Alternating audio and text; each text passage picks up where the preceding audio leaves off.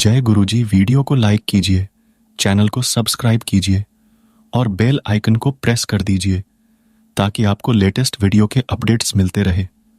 गुरुजी भी हमें उतनी ही उत्सुकता से ढूंढते हैं जितना कि हम गुरुजी को ढूंढते हैं। जय गुरुजी। आज जो मैं आपके साथ सत्संग शेयर करने जा रहा हूं वो राम लखन सुधीर अंकल जी का है और अंकल जी दिल्ली से है और सत्संग बहुत ही अद्भुत और चमत्कारी है। और जानेंगे कैसे गुरुजी की कृपा अंकल जी के जीवन में हुई है। ये सारी चीज आज मैं आपके साथ इस सत्संग में साझा करूंगा, इसलिए सब सत्संग के अंत तक बने रहना और सत्संग को बहुत ध्यान से सुनना हो सकता है।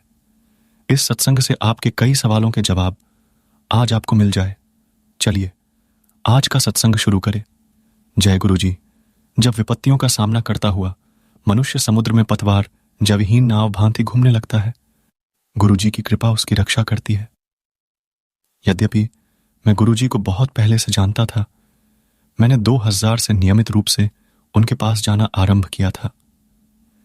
इस अवधि में मुझे उनके अनेक चमत्कारों से परिचय हुआ है और संगत के सदस्यों से उनके अनुभव सुनने का सौभाग्य भी प्राप्त हुआ है। गुरुजी जी के चमत्कारों का वृत्तांत सुनने के पश्चात हम सब इसी निर्णय पर पहुंचते हैं कि गुरुजी सर्वविद्यमान, सर्वज्ञाता और सर्वशक्तिशाली है। गुरुजी दिव्य आश्रय के वह असीम स्रोत है जहां पर सबका स्वागत है। गुरुजी उस दया के भंडार है जो बिना कहे और बिना बताए आपके पास आती है। मैंने गुरुजी को बिना किसी के बताए पहली बार आए नए अनुयायियों को उनके नाम से संबोधित करते सुना है और आगंतुक की आंखें खुली की खुली रह जाती है।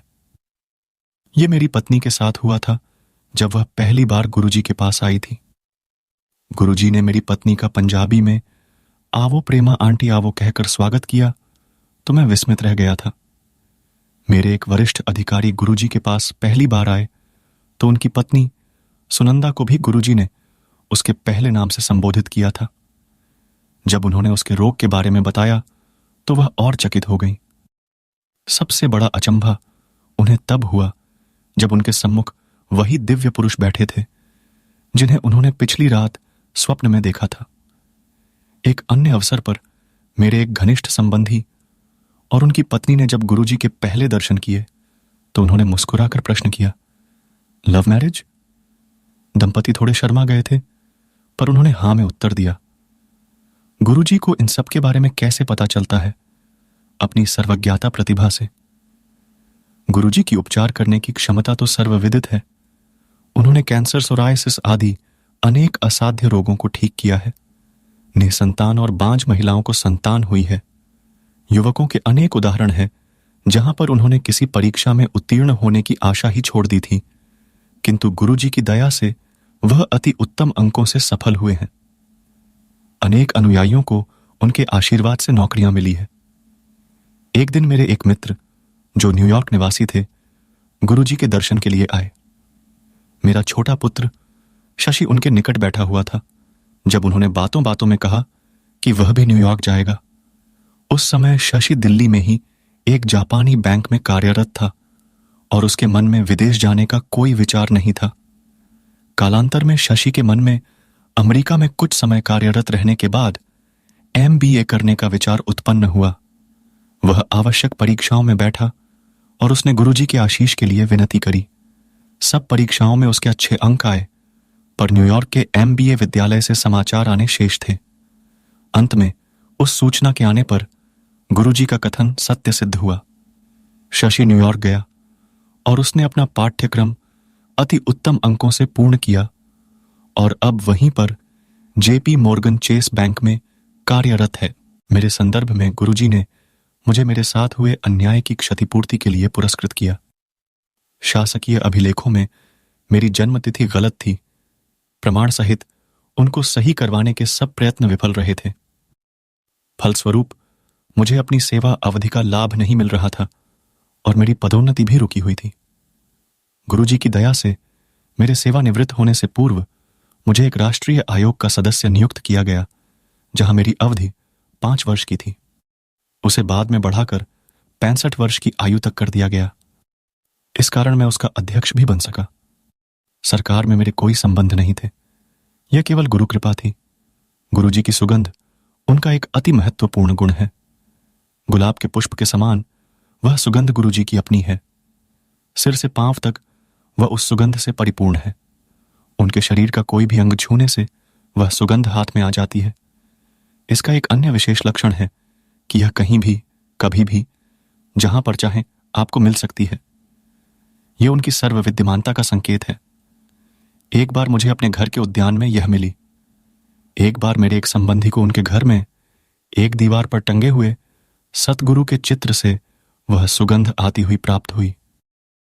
गुरुजी ने अपनी एक जूती देकर हम पर अत्यंत दया करी है। हमने उन्हें आदरपूर्वक घर में बने हुए लकड़ी के मंदिर में रखा हुआ है। हम उनका विशेष ध्यान रखते हैं और प्रतिदिन उसकी पूजा करते हैं। यथार्थ में हम गुरुजी की अनुपस्थिति में उन्हें गुरुजी का ही स्तर प्रदान करते हैं। यह चमत्कार ही है कि उसे घर में आए 4 वर्ष हो गए हैं, किंतु उसमें गुरुजी की सुगंध अभी तक बनी हुई है। यदि आपकी गुरुजी में निष्ठा है तो उनकी वह सुगंध कहीं भी आ जाएगी। एक बार मेरा बड़ा पुत्र संजय 1 वर्ष के पाठ्यक्रम के लिए ऑक्सफोर्ड गया था। उसे वहां विद्यालय के प्रांगण में एक स्थान पर उनकी यही सुगंध मिली। इसकी पुनरावृत्ति मेरे छोटे पुत्र के साथ हुई जब उसे मैनहेटन में यही सुगंध मिली। गुरुजी की छत्र छाया प्राप्त होने से हमारा परिवार अत्यंत भाग्यशाली है। परिणाम स्वरूप अच्छे फल स्वतः ही मिलते रहते हैं, भले ही हम उसकी आशा न करें। इसके लिए हम गुरुजी के अत्यंत आभारी हैं। जय गुरुजी। आप सबके साथ एक छोटी सी स्टोरी शेयर करते हैं। आप सब बहुत ध्यान से सुनना। इस स्टोरी का शीर्षक है एक दुखी व्यक्ति। ये कहानी एक ऐसे व्यक्ति की है जिसके पास सेब के बगीचे थे, पर उसकी आदत हमेशा रोने की थी। वह हमेशा दुखी रहता। कभी ज्यादा बारिश हो जाती, कभी सूखा पड़ जाता, कभी बाढ़ आ जाती, और कभी उसकी फसल में कीड़े लग जाते, तो कभी फल सड़ जाते थे। जब भी उसकी फसल खराब होती तो वो भगवान को कोसते रहता, और अगर किसी साल सेब की फसल अच्छी होती तो बाजार में दाम गिर जाते और मुनाफा कम हो जाता। लेकिन एक साल सब कुछ ठीक हुआ, ना ज्यादा धूप, ना ज्यादा बारिश, ना ही बाढ़ आई, और ना ही फसल में कीड़े लगे, और बाजार में दाम भी अच्छे मिल गए, और हर किसी ने खूब पैसा कमाया। लेकिन इस बार भी वह व्यक्ति पहले की तरह दुखी और परेशान था। उसे दुखी देख उसके पड़ोसी ने उससे कहा, अरे भाई, अब तो खुश हो जाओ। जिंदगी में ऐसे सेब कभी देखे भी नहीं थे। सभी सेब लगाने वाले खुश हैं और उनके पास पैसों की कोई कमी नहीं है, लेकिन तुम क्यों दुखी हो और ऊपर वाले को क्यों कोस रहे हो? वो व्यक्ति बोला, ये लोग नासमझ हैं जो खुश हो रहे हैं। उन बेवकूफों ने शायद इस बात पर गौर नहीं किया कि इस साल कोई भी सेब सड़े नहीं हैं, इसलिए जानवरों को अच्छे खासे सेब खिलाने पड़ रहे हैं। हर साल जानवरों को खराब फल खिलाकर काम चला लेते थे, और इस साल सेब बहुत महंगे हैं। हमारे बाप दादाओं ने कभी भी इतने कीमती फल जानवरों को नहीं खिलाए। हाय, इस साल तो मैं लुट गया।